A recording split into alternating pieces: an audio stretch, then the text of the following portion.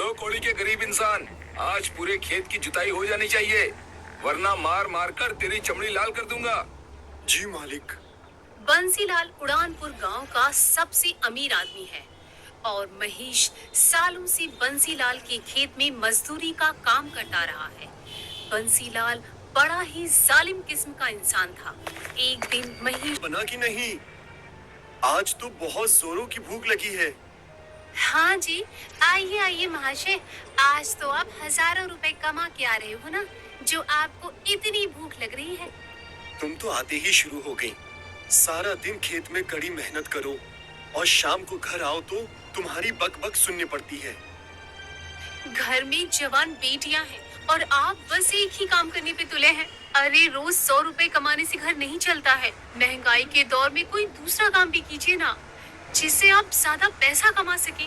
साधना, ये खेत मजदूरी का काम भी मुझे बड़ी मुश्किल से मिला है। अपने गांव में करने के लिए कोई दूसरा काम है ही नहीं। अगर मुझे पता होता कि आपसे शादी करने के बाद मुझे जीवन में इतनी ठोकरें खानी पड़ेंगी, तो मैं कभी आप जैसे फालतू इंसान से शादी नहीं करती। अरे ये भी कोई जीवन है? ना पहनने के लिए ढंग के कपड़े हैं, ना खाने के लिए अच्छा खाना है, और ना ही जीवन में कोई खुशी है। बस हर समय मायूसी और गरीबी। साधना की बातें सुनकर महेश और उनकी बेटियां उदास हो जाती हैं। महेश अपने परिवार के साथ अपने छोटे से घर में बड़ी गरीबी अवस्था में अपना सामने एक पेड़ अचानक जोर जोर से हिलने लगता है। अरे, ये पेड़ इतना हिल क्यों रहा है?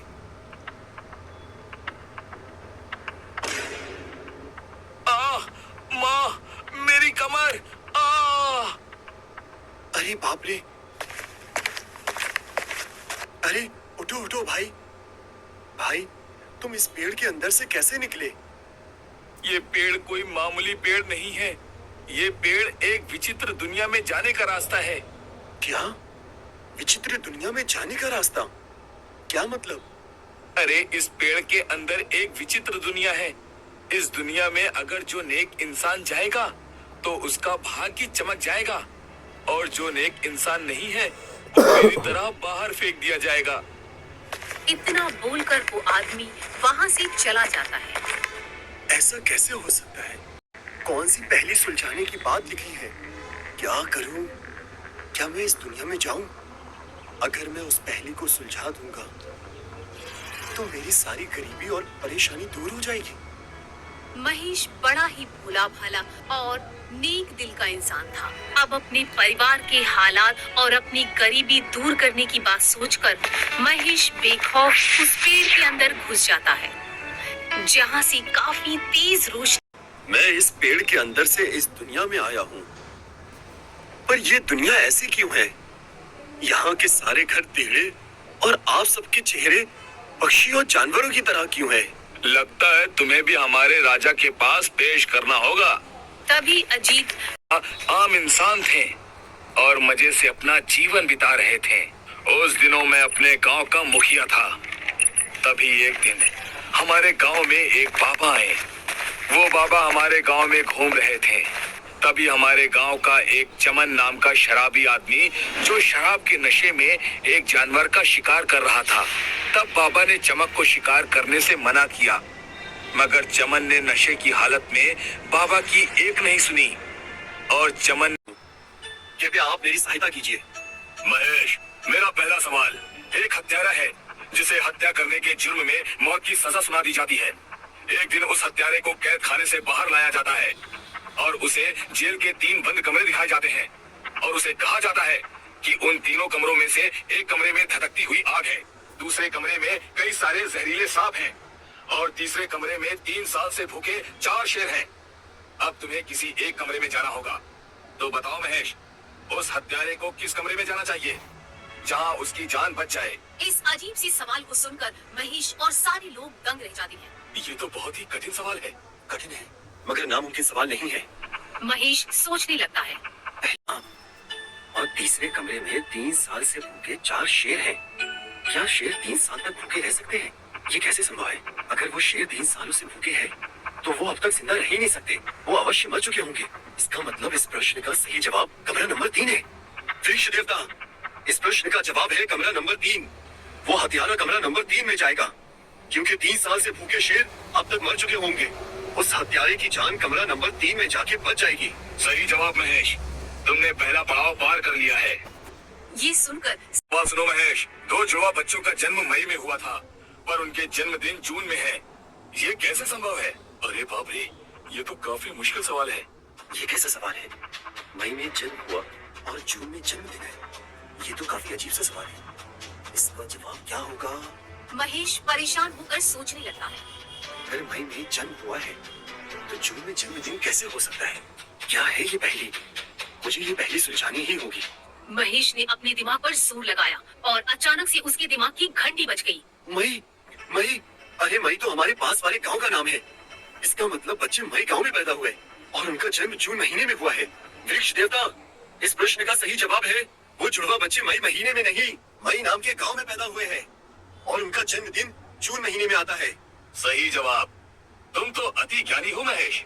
वाह वाह, लगता है तुम्हारी दुनिया में भेज दिया जाएगा और यहाँ के लोग जैसे हैं वैसे ही रहेंगे। ये सुनकर सब घबरा जाते हैं। महेश, हम सबकी उम्मीदें तुमसे जुड़ी हुई हैं। कृपया जवाब ध्यान से देना। भगवान ने चाहा तो सब ठीक होगा, आप चिंता मत करिए। क्या तुम तैयार हो महेश? मैं तैयार हूँ वृक्ष देवता। तो सुन, ये है मेरा तीसरा सवाल। एक आदमी 1935 में पैदा हुआ और 1935 में ही उसकी मृत्यु हो गई, लेकिन मरते समय उसकी उम्र 70 साल थी। बताओ महेश, ऐसा कैसे हो सकता है? ये सुनकर महेश और सब फिर से हैरत में पड़ जाते हैं। ये तो सच में काफी कठिन सवाल है। क्या महेश इसका उत्तर दे पाएगा? अगर महेश इसका उत्तर नहीं दे पाया, तभी महेश को अपने बचपन की बात याद आती है। बचपन में वो एक दिन अपनी दादी के साथ बैठा था। महेश बेटा, एक पहेली पूछूं?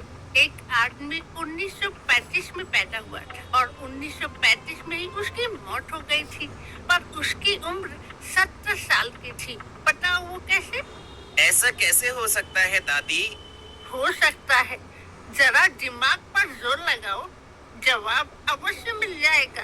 दादी, मैं तो अभी बच्चा हूँ, इसका जवाब आप ही बताइए। ठीक है, तो सुनो।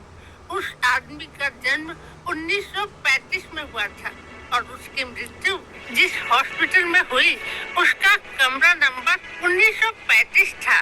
मतलब कि उसका जन्म 1935 में हुआ और उसकी मृत्यु भी 1935 नंबर के कमरे में ही हुई थी और जब वो मरा तब उसकी उम्र 70 साल की थी।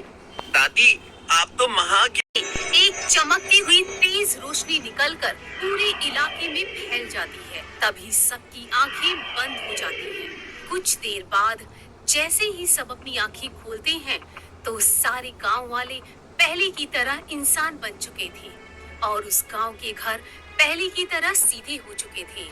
ये देखकर राजा और सभी गांव वाले खुश हो जाते हैं। महेश, तुम सच में एक नेक इंसान हो।